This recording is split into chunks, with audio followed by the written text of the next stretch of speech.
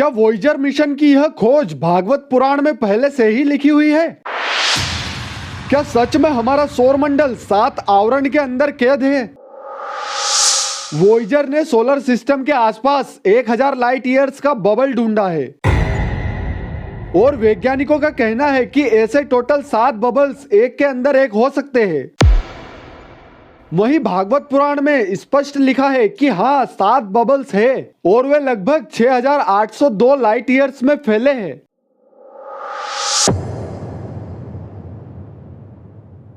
Hello दोस्तों, आज हम देखेंगे कि आखिर सोलर सिस्टम के बारे में वह कौन सी बात है जो श्रीमद् भागवत पुराण में पहले से ही लिखी हुई है और वॉयेजर मिशन ने उसके बहुत सिमिलर कुछ ढूंढ निकाला है। दोस्तों, एक रिसर्च में यह पता लगा है कि हमारा सोलर सिस्टम एक विशाल बबल के अंदर कैद है। यह बबल 1000 लाइट ईयर्स के डायमीटर वाला है और हमारा सूर्य इस बबल के एकदम सेंटर में मौजूद है। साल 1977 में सोलर सिस्टम के ग्रहों और इसके बाहर क्या है उसे अच्छे से ऑब्जर्व करने के लिए वॉयेजर 1 और वॉयेजर 2 दोनों को अलग अलग रास्तों से अलग अलग डेस्टिनेशंस पर भेजा गया। दोस्तों, इन वॉयेजर मिशंस ने हमारे सौर मंडल के लगभग सभी ग्रहों और उनके उपग्रहों के बारे में बहुत सारी जानकारी दी है, जैसे शनि और बृहस्पति ग्रह के मून्स आदि के बारे में। दोस्तों, इन वॉयेजर्स ने इनके लिए तय काम से भी अच्छा काम किया है। साइंटिस्ट ने बताया कि जैसे जैसे वॉयेजर्स आगे बढ़ते गए वैसे वैसे हमारे सौर मंडल के स्पेस में पार्टिकल की डेंसिटी कम होती गई। जब सूर्य से ज्यादा दूर जाने पर एक पॉइंट ऐसा आता है जहां सनलाइट लगभग खत्म हो जाती है, तो उस पॉइंट पर जाकर पार्टिकल की डेंसिटी बहुत ज्यादा कम हो जाती है। लेकिन इससे और ज्यादा आगे जाने पर वॉयेजर ने जो डेटा भेजा उसने सबको हैरान कर दिया। दरअसल एक पॉइंट पर पहुंचने पर जहां जाकर पार्टिकल्स की डेंसिटी और भी बहुत कम हो जानी चाहिए थी, वहां जाकर पार्टिकल्स की डेंसिटी एकदम तेजी से बढ़ने लगी। दोस्तों, इससे पहले ऐसा माना जाता था कि इंटरस्टेलर स्पेस में पूरी तरह से निर्वात यानी वैक्यूम होता है, लेकिन बाद में पता चला कि स्पेस में हर जगह बहुत छोटे पार्टिकल्स जैसे इलेक्ट्रॉन्स, प्रोटॉन्स आदि घूमते रहते हैं, लेकिन इनकी डेंसिटी बहुत ज्यादा कम होती है। ये पार्टिकल्स सूर्य से निकली रेडिएशन के कारण स्पेस में बिखरे हुए होते हैं। इनकी डेंसिटी इतनी कम होती है कि 1 क्यूबिक सेंटीमीटर एरिया में सिर्फ 3 से 10 पार्टिकल्स ही होते हैं। दोस्तों, पार्टिकल्स के लेवल पर देखें तो यह बहुत कम डेंसिटी है। जैसे जैसे सूर्य से दूरी बढ़ती जाती है वैसे वैसे इन पार्टिकल्स की पर क्यूबिक सेंटीमीटर में डेंसिटी कम होती जाती है। इससे और आगे जाने पर जहां सौर मंडल की बाहरी सीमा समाप्त हो जाती है, वहां जाकर ये पार्टिकल्स समाप्त हो जाते हैं। इस बाउंड्री को वैज्ञानिकों ने हीलियोपोज नाम दिया। हीलियोपोज असल में वह जगह है जहां जाकर सूर्य से निकलने वाली सोलर विंड की वेलोसिटी 0 हो जाती है। इस हीलियोपोज की बाउंड्री सौर मंडल के चारों तरफ फैली हुई है। वैज्ञानिकों ने सूर्य से लेकर हीलियोपोज तक की जगह को हीलियोस्फीयर नाम दिया। इसी हीलियोस्फीयर में हमारा पूरा सौर मंडल सारे ग्रहों, उपग्रहों, एस्ट्रॉइड सहित स्थित है। हमारे सौर मंडल का यह हीलियोस्फीयर एक बबल की तरह है। इस हीलियोपोज के किनारे पर पार्टिकल्स की डेंसिटी 0.002 पार्टिकल्स पर क्यूबिक सेंटीमीटर है। लेकिन दोस्तों, जब वॉयेजर 1 इस हीलियोस्फीयर की बाउंड्री को पार करके आगे गया तो एक पॉइंट पर पार्टिकल्स की डेंसिटी बढ़कर 0.037 पार्टिकल्स पर क्यूबिक सेंटीमीटर हो गई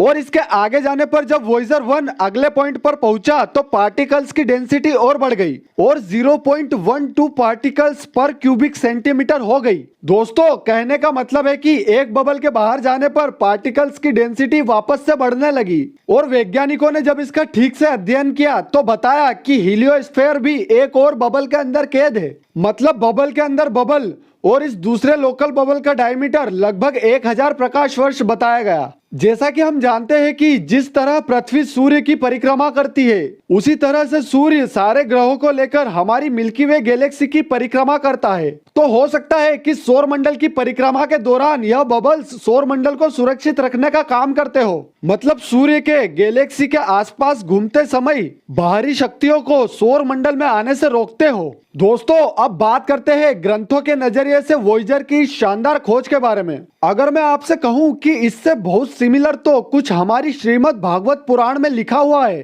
तो क्या आपको हैरानी होगी? कहने का मतलब है कि सनातन धर्म को ना मानने वाले लोग इस बात का क्या जवाब देंगे कि वॉयेजर की यह खोज श्रीमद् भागवत पुराण में कहां से आ गई। तो दोस्तों आइए अब देखते हैं कि भागवत पुराण के कौन से स्कंद के कौन से अध्याय और कौन से पेज नंबर पर इस बारे में किन शब्दों में क्या लिखा है। दोस्तों श्रीमद् भागवत पुराण के तीसरे अध्याय के 11वें स्कंद के अंत में और पेज नंबर 129 पर लिखा है कि प्रकृति, महतत्व, अहंकार और पंच तन्मात्रा, इन 8 प्रकृतियों के सहित 10 इंद्रिया, मन और पंचभूत, इन 16 विकारों से मिलकर बना हुआ यह ब्रह्मांड कोश भीतर से 50 करोड़ योजन विस्तार वाला है तथा इसके बाहर चारों ओर उत्तरोत्तर 10-10 गुने 7 आवरण है। उन सबके सहित यह जिसमें परमाणु के समान पड़ा हुआ दिखाई देता है और जिसमें ऐसी करोड़ों ब्रह्मांड राशियां है, वह इन प्रधान आदि समस्त कारणों का कारण अक्षर ब्रह्मा कहलाता है और यही पुराण पुरुष परमात्मा श्री विष्णु भगवान का श्रेष्ठ धाम है। दोस्तों यह संवाद मैत्रेय जी और विदुर जी के बीच का है,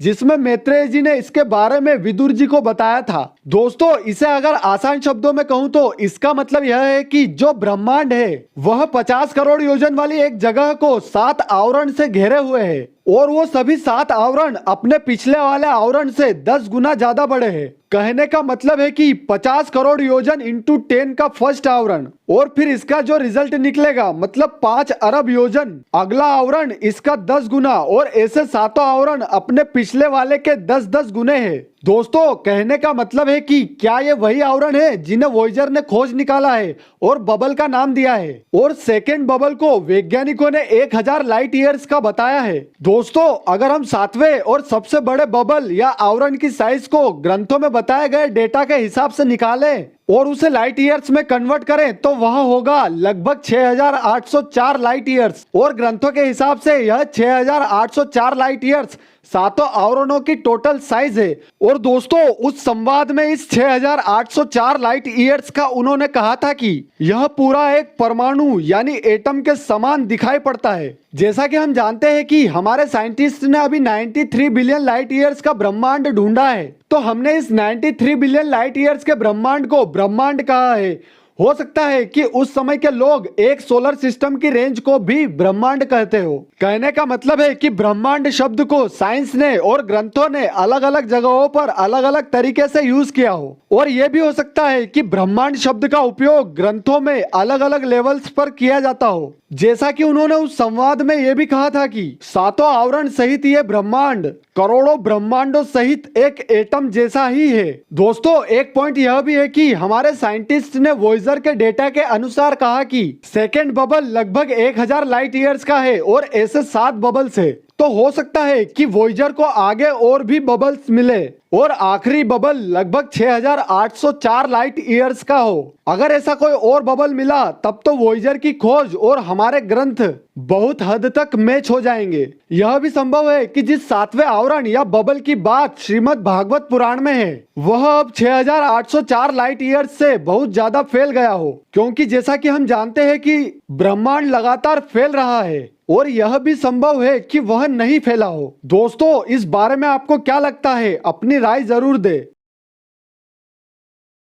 दोस्तों अगर वीडियो अच्छा लगा हो तो हमें सपोर्ट करने के लिए लाइक, कमेंट, शेयर और सब्सक्राइब जरूर कीजिए। Thank you for watching.